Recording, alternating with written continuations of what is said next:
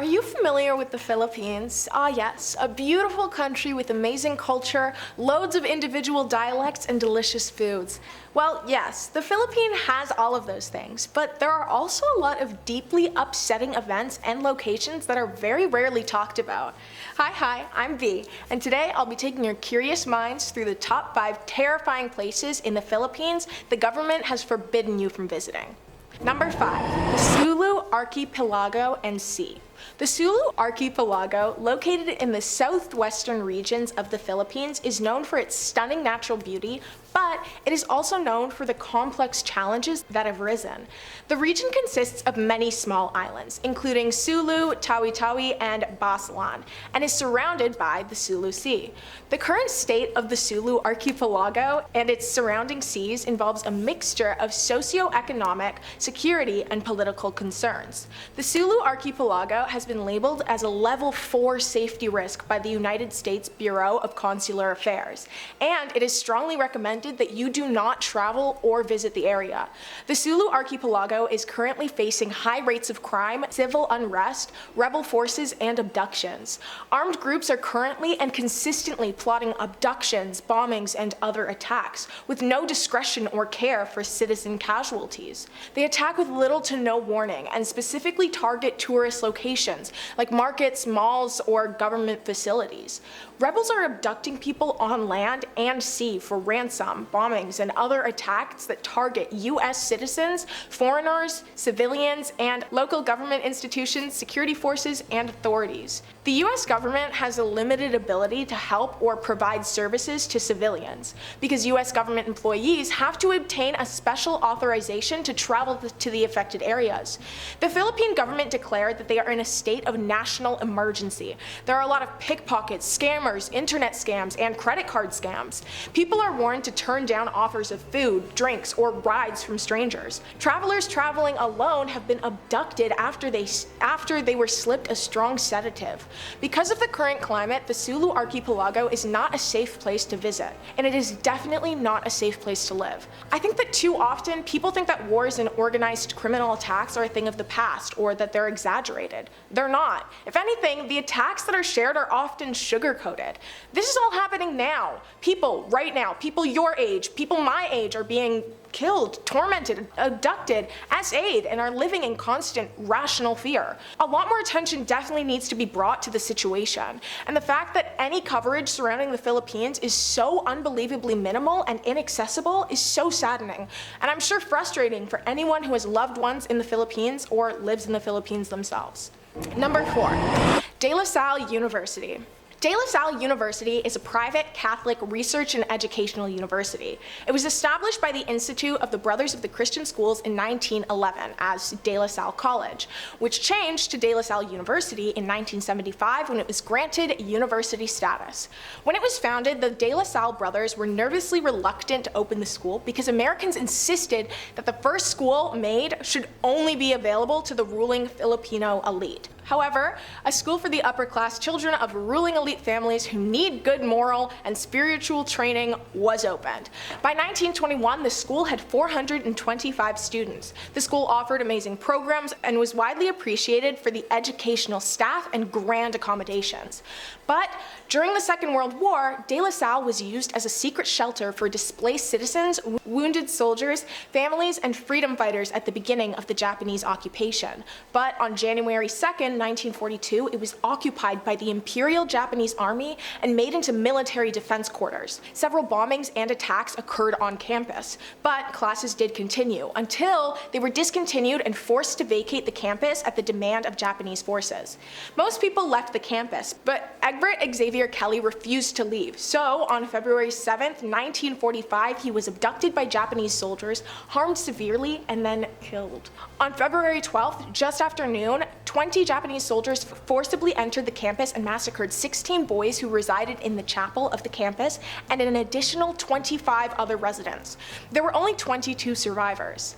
It's now said that the ghosts of the students, teachers, and families are searching for safety. They're still trapped in the same place they died. It has since become a dark tourism location, which a lot of people find to be extremely strange. Tourism that focuses on places with dark or tragic histories, like cemeteries, war sites, churches, or sites sites that people passed at.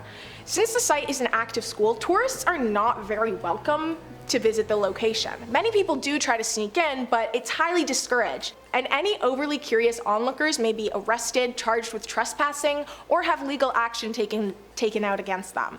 Number 3, Laperal House and Bahay Nupula. These two houses share a similar dark and horrific history.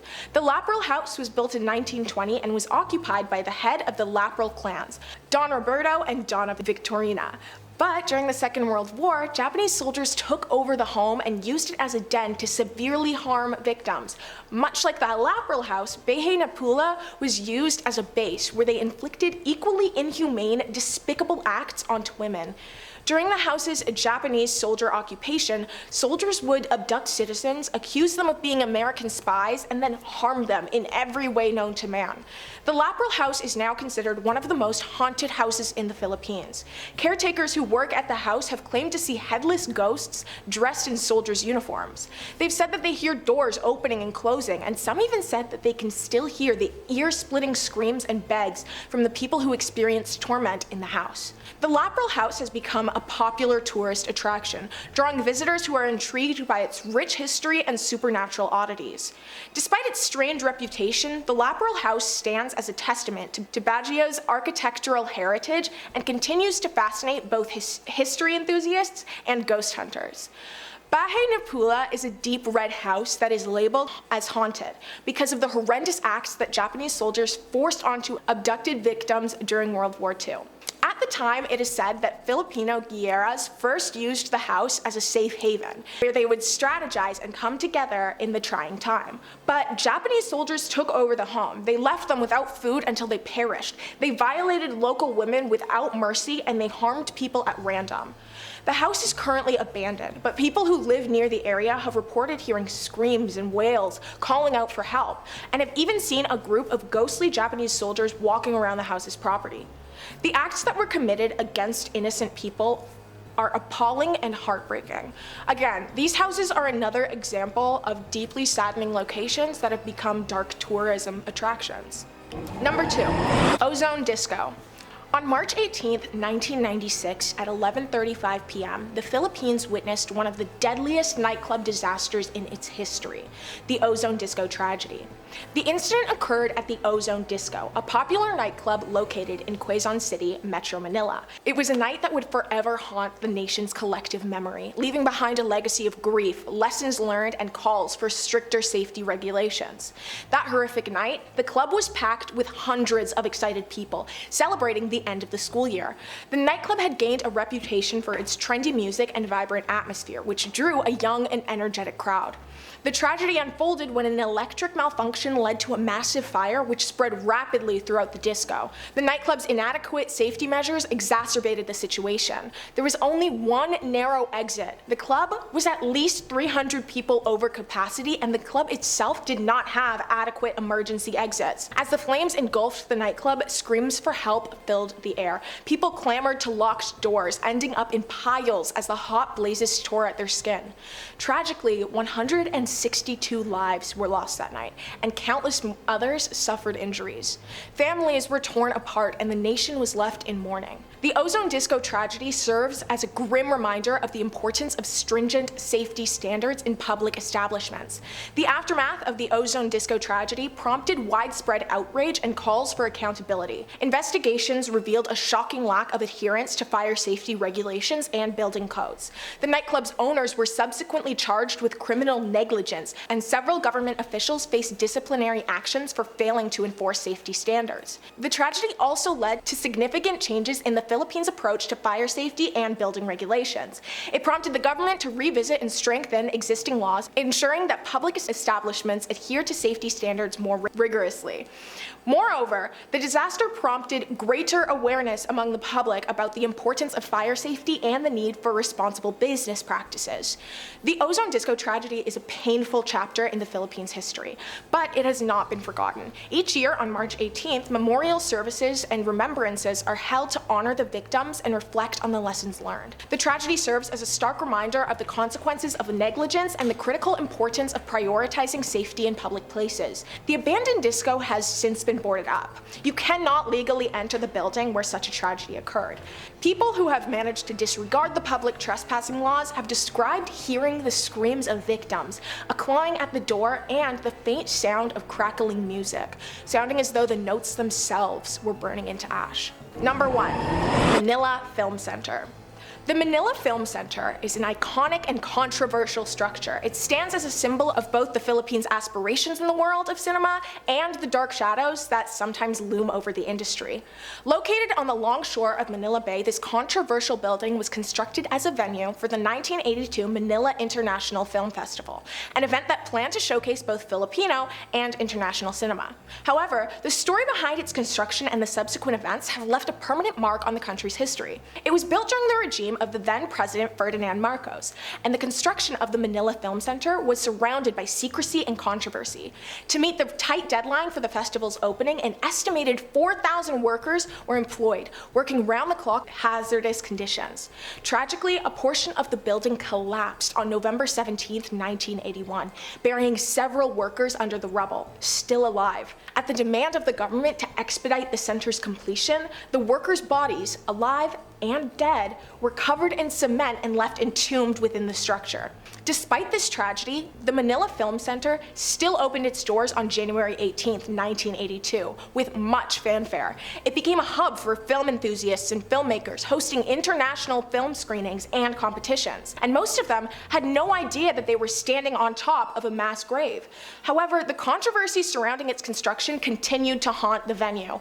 Rumors of paranormal activities, particularly ghosts of the workers who lost their lives during the construction, further fueled the Manila Film Center's infamy. In the years that followed, the Manila Film Center faced challenges, including changes in ownership and management.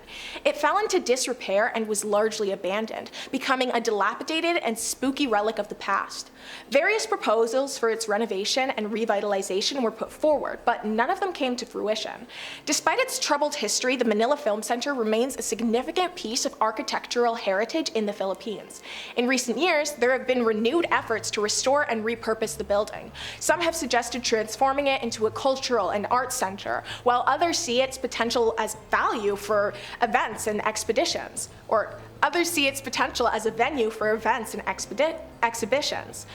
The government has even received and reviewed applications for the renovations and proposals for the building's future.